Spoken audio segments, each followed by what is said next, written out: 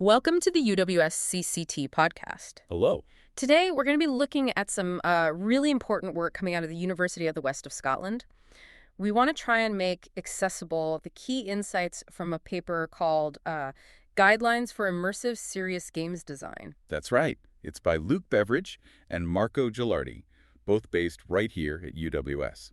Now, you probably have a sense of what serious games are. They're games, but, not just for entertainment. They have a purpose. Like training or education, maybe health applications. Think flight simulators maybe, or those interactive learning tools. Exactly. And immersive technologies most people know about, things like virtual reality, VR headsets that put you somewhere else entirely. Or augmented reality, AR, which kind of layers digital information onto your view of the real world, maybe through your phone screen or special glasses. Right. So when you bring those two ideas together, You get immersive serious games, ISG. That's what the paper focuses on. It's basically serious games using VR or AR tech to really put you inside that learning or training scenario. and the interesting thing is, these ISGs, they're really taking off now, aren't they? Yeah, definitely. The technology itself, VR headsets, AR capabilities, it's getting, well, better, but also cheaper and just more widely available. So we're seeing this huge potential pop up everywhere. Training surgeons virtually, maybe, or teaching complex assembly tasks hands-free with AR overlays. Exactly. Huge possibilities. But, and this is the crucial point the paper makes, there's a catch. Okay. While the potential is massive, Yeah. actually designing these ISGs effectively, that's still really, really challenging. Why is that, though? I mean, surely there are guidelines for designing serious games already, and guidelines for VR and AR development. Absolutely there are. Yeah. But the problem is there hasn't really been a single comprehensive set of guidelines specifically for where those two things meet for ISGs themselves. Okay, so the knowledge is kind of siloed. Exactly. It's fragmented. You might find a great paper on designing, say, an ISG for physiotherapy rehabilitation. Right. But those specific guidelines might not be directly useful if you're trying to build an ISG for, I don't know, engineering training or corporate safety procedures. So there's no general playbook. Not really a unified one, no. And that lack of a central sort of general resource, it makes the whole design process less efficient. It can lead to games that maybe don't fully use the immersive tech well, or worse, just aren't very effective for the actual learning goal. Okay, so that's the gap this paper is trying to fill. The mission here for us today and for the paper itself is really about tackling that fragmentation. It's pulling together all that scattered information to give people, designers, researchers, anyone interested, really a much clearer framework, making those key design ideas accessible. Precisely. And to do that, the authors, Luke and Marco, they undertook a pretty major piece of work. They did what's called a systematic review. Which means It basically means they meticulously searched for and read, well, pretty much all the relevant academic papers they could find on serious games, on immersive tech, and specifically on ISGs. They followed a really strict, rigorous process to make sure they captured as much of the existing research as possible. it's a huge amount of reading and synthesizing. A huge amount. And from that massive collection of research, they then did a thematic analysis. Okay. That's where you look across all those different papers and identify the common threads, the recurring ideas, the specific bits of advice about how to design these things effectively. They pulled all that information together and structured it. And the final result of all that digging and structuring. It's this comprehensive set, over 100 distinct design guidelines drawn directly from the research, specifically tailored for immersive serious games. It's really a foundational piece of work. Wow, over 100 guidelines. That's substantial. It is. And the analysis didn't just spit out a long list. It actually revealed these 9 key themes, you could call them pillars, that seem to underpin effective ISG design. These are the really crucial areas you need to think about. Okay, let's maybe unpack some of those. What's the first big one? The first, and maybe the broadest, is user experience UX. This covers, well, pretty much the player's entire interaction and feeling while using the ISG. Right, how it feels to actually use it. Exactly. And within UX, there are several key aspects. Usability is probably the most fundamental. Makes sense. If it's hard to use, nothing else matters much. Pretty much. If the game's controls are clunky, If you can't figure out how to pick up a virtual object or move around easily, you're not going to be learning the content. You'll just be fighting the system, getting frustrated. Yeah, I had that experience with an early VR demo once. Couldn't pick up a simple virtual cup, and the whole thing just fell flat because of that basic usability problem. That's a perfect example. Good usability in ISG also means thinking about accessibility. For people with different physical abilities or maybe cognitive limitations. It means having a smooth onboarding process so you learn the ropes quickly, designing interactions that feel intuitive. Like using natural hand movements instead of complex button combos. Ideally, yes. Yeah. And a really key principle here, maybe even more so in immersive settings, is recognition over recall. Ah, right. Don't make the user remember obscure commands. Make the options visible, make the cues obvious so they just recognize what they need to do. Precisely. Maybe highlighting an interactable object instead of needing you to remember which button activates it, that reduces cognitive load. And tied closely to usability is the user interface, the UI. Yes, the UI. So the menus, the heads-up displays, any information overlays you see. In VR, that might be floating menus, or in AR, maybe information attached to real-world things you look at. Could be, yeah. The key things for the UI are clarity, ease of use, and something the paper calls validity. Validity, meaning? Meaning it needs to feel like it belongs in that immersive world. It shouldn't feel tacked on or pull you out of the experience. It needs to seem relevant and meaningful within the context.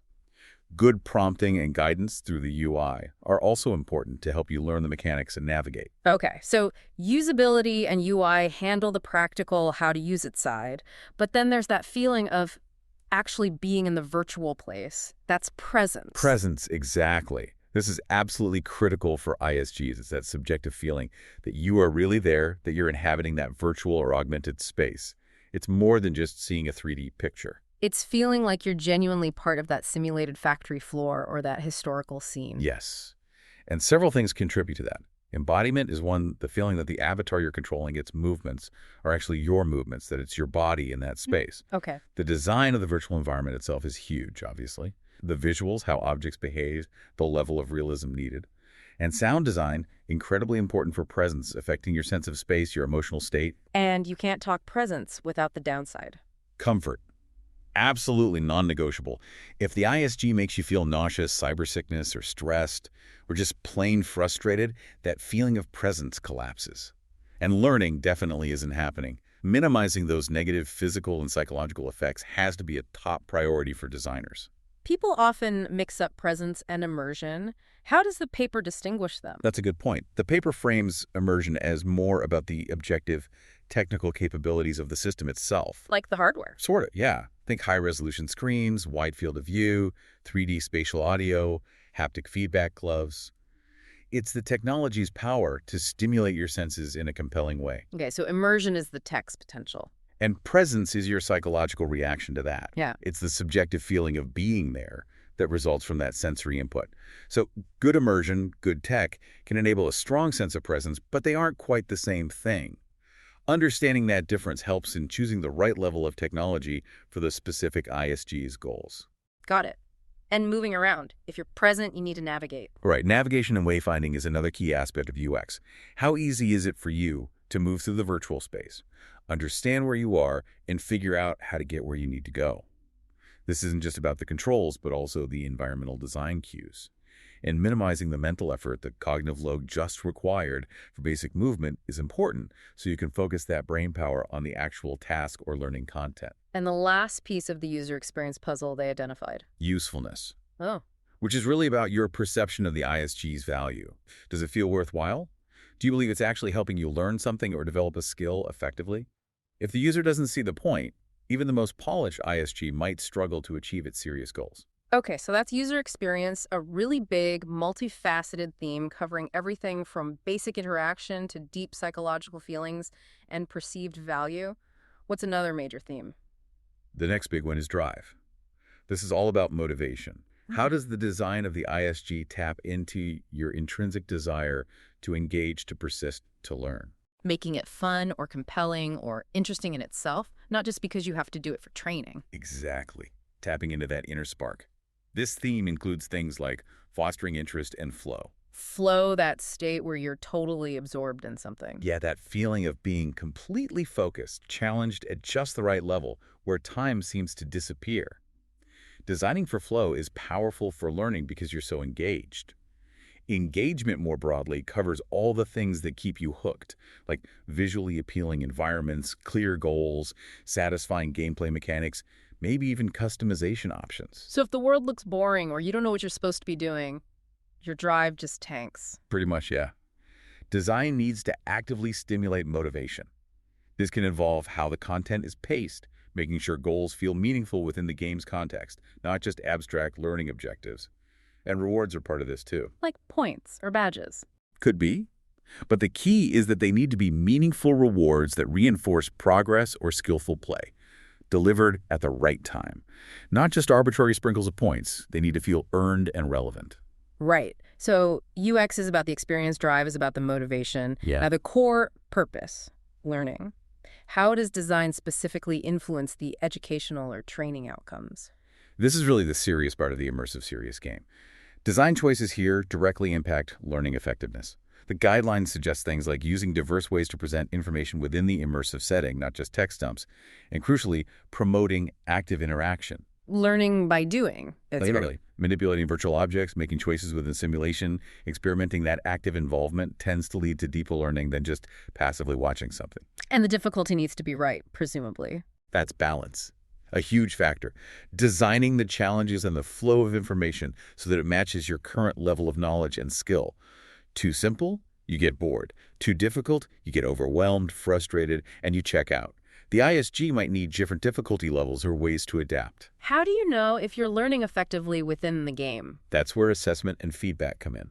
Good ISG design needs to provide clear, timely, and actionable feedback on your performance. So not just you failed, but why you failed, or what you could do differently. Precisely. Feedback that helps you understand your mistakes and guides you towards improvement. It needs to be constructive. And for skills, practice makes perfect, right? Yes. So consolidation is another key aspect. The design should provide opportunities for repetition, for rehearsing procedures, for applying what you've learned in different contexts within the game. That helps solidify the learning. And finally, under learning, there's facilitation. This includes things like giving the learner choice and agency where appropriate, presenting information meaningfully, connecting it to a purpose, and even practical stuff like making sure you understand how to operate and maintain the VRR equipment itself, which is kind of unique to ISG. That idea of giving choice makes sense. Like in a medical simulation, letting the student decide which instrument to try, even if it's the wrong one, makes the learning more active and memorable. Exactly. It fosters that active role rather than just following a script. Okay. UX, drive, learning those seem like the really big ones.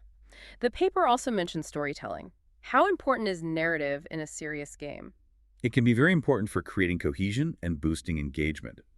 Even a simple narrative structure having a consistent theme, a clear storyline guiding the tasks, can make the whole experience feel more immersive and purposeful. Gives context to the tasks. Right? It makes the learning activities feel less like isolated drills and more like part of a meaningful progression. And allowing for narrative choices, where your decisions affect the story, can also be powerful for linking the virtual experience to real-world consequences in decision-making. Interesting. So those are the main pillars. The paper mentioned 9 themes in total. Were there any others that really stood out as particularly important for ISG? Well, collaboration is definitely key if you're designing a multi-user ISG. How do people interact naturally? How do you support teamwork effectively in that shared immersive space? That's a whole design challenge in itself. Right. Coordinating actions when you're both just avatars. Exactly. Another crucial one is privacy and safety. This is maybe heightened with immersive tech. It's not just about protecting personal data, which is important, but also ensuring the user's physical safety while they're immersed and perhaps unaware of their real surroundings. Yeah, bumping into furniture is a classic VR problem. It is. And also psychological safety, ensuring the immersive experience isn't unduly stressful or harmful. That makes sense. Any others worth highlighting briefly? Equality, diversity, and inclusion EDI is increasingly recognized as vital. So design decisions that support inclusivity, ensure diverse representation in avatars or scenarios, and consider things like language options. Realism is another theme, but it's nuanced. Not just photorealism. Not necessarily.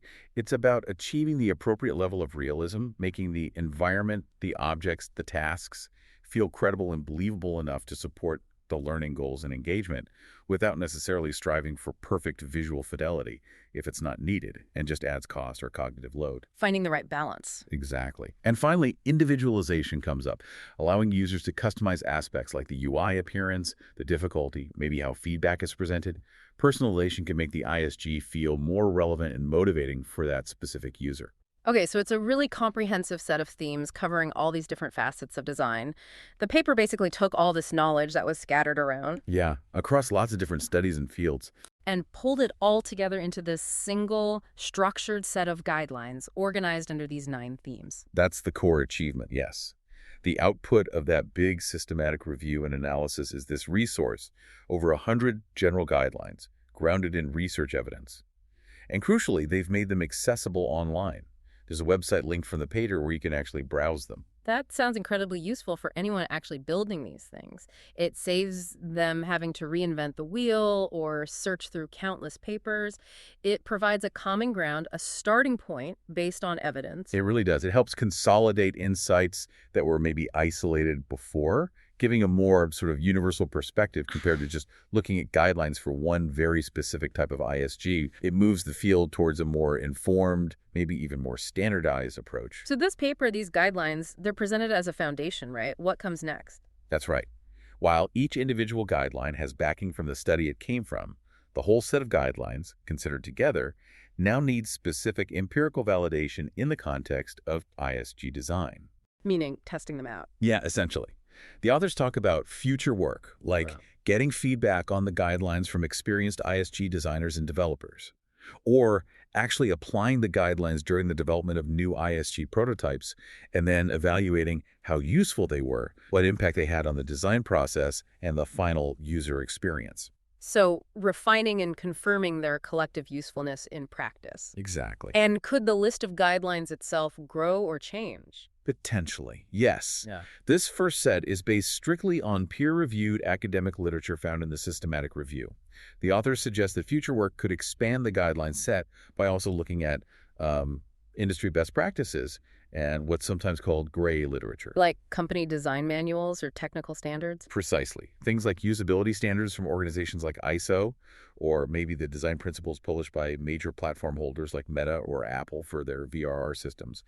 That kind of practical industry-based knowledge wasn't part of this academic review, but could definitely add more valuable insights in the future. Okay, that makes a lot of sense.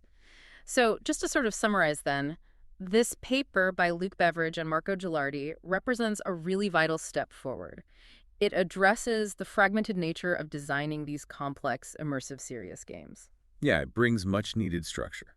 By systematically reviewing and pulling together the existing research, they've created this comprehensive, accessible set of guidelines. It covers all those crucial bases: the user's experience, their motivation, the learning effectiveness, storytelling, safety, inclusion, all of it. It's a practical tool. It gives designers, researchers, educators, anyone involved in creating or using ISGs a really valuable resource to approach the task more effectively, more efficiently. It helps ensure that as this immersive tech becomes more common in training and education, Which seems inevitable. we have a much better handle on how to create experiences that aren't just slashy, but are genuinely engaging, usable, and most importantly, effective for learning or skill development. It's really impressive foundational work, helping to shape what effective immersive learning looks like, and great to see it coming from UWS researchers. Absolutely. A significant contribution. So thinking about this for you, the listener, as these immersive technologies become, more common in places you might learn or train in the future, how might understanding these kinds of design principles, usability, presence, feedback, drive, lock, and go, how might that change the way you look at those experiences? What things might stand out to you as making an ISG feel truly effective and engaging? Yeah, what makes it work for you? It's a good question to keep in mind. Definitely something to think about. Thank you for joining us today for this look at designing immersive serious games.